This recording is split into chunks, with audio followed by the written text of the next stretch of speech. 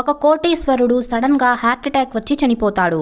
అతను చనిపోయిన తర్వాత తన కోట్ల ఆస్తిని పంచడం మొదలు పెడతారు. విచిత్రం ఏంటంటే అతనికి అస్సలు ఇష్టం లేని కొడుకుకి కూడా $300 మిలియన్, అలాగే భార్యకి కొంచెం ఆస్తి, కొన్ని అనాథాశ్రమాలకు ఆస్తినంతా పంచిపెట్టేస్తారు. కానీ చనిపోయిన ఆ వ్యక్తికి ఎంతో ఇష్టమైన తన కూతురైన యానాకి మాత్రం ఎలాంటి ఆస్తి ఇవ్వకుండా ఒక పాడుబడ్డ జైలు లాంటి దాన్ని ఇస్తారు.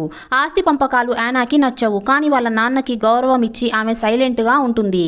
అప్పుడే లాయర్ ఆమెకి ఒక ప్యాకెట్ ని ఇచ్చి, మీ నాన్న చనిపోయిన తర్వాత కొన్ని నిజాలు నీకు తెలియాలి అనుకున్నారు అని అంటాడు.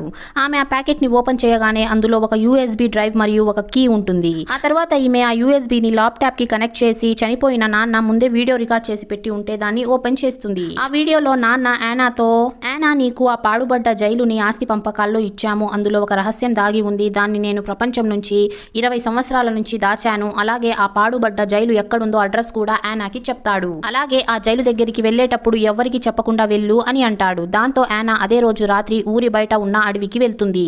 అక్కడ చాలాసేపు వెతికిన తర్వాత ఫైనలీ ఆ పాడుబడ్డ జైలు కనిపిస్తుంది. దాంతో ఈమె డోర్ ఓపెన్ చేసి కిందకి వెళ్తుంది.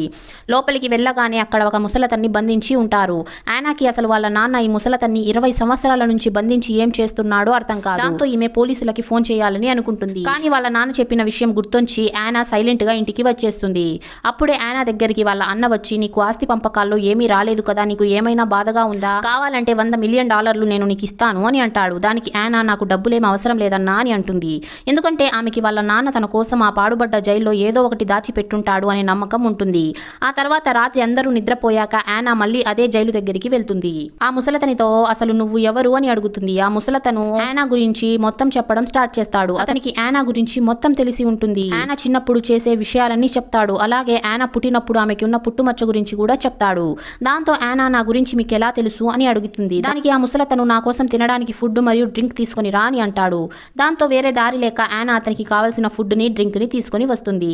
ఆ తర్వాత ఆ ముసలతను ఫుడ్ ని తినేసి తన గురించి చెప్పడం స్టార్ట్ చేస్తాడు. ఇతని పేరు నిక్ అయి ఉంటుంది. ఇతను మరియు యానా వాళ్ళ నాన్న మంచి ఫ్రెండ్స్ అయ్యి ఉంటారు. ఒకరోజు వీళ్ళిద్దరు ఫుల్ గా డ్రింక్ చేసి బండి నడుపుతూ ఉంటే బై మిస్టేక్ గా వీళ్ళు ఒక తన్నిటికి కొట్టేస్తారు. అతను చనిపోయి ఉంటాడు. దాంతో నిక్ పోలీసులని పిలవాలని చూస్తాడు. కానీ యానా వాళ్ళ నాన్న భయపడిపోయి, పోలీసులు వస్తే మనల్ని జైల్లో వేసేస్తారు అని చెప్పి ఆ శవాన్ని కార్ డిక్కీలో తీసుకుని వెళ్లి కొండ నుంచి కింద వేసేస్తారు. ఈ విషయం నిక్ కి తప్ప ఎవరికి తెలిసి ఉండదు. దాంతో యానా వాళ్ళ నాన్న నిక్ ని కూడా ఇక్కడ బంధించేసి ప్రపంచానికి ఎవ్వరికి ఆ నిజం తెలియకుండా దాచిపెట్టేసి ఉంటాడు. Please subscribe.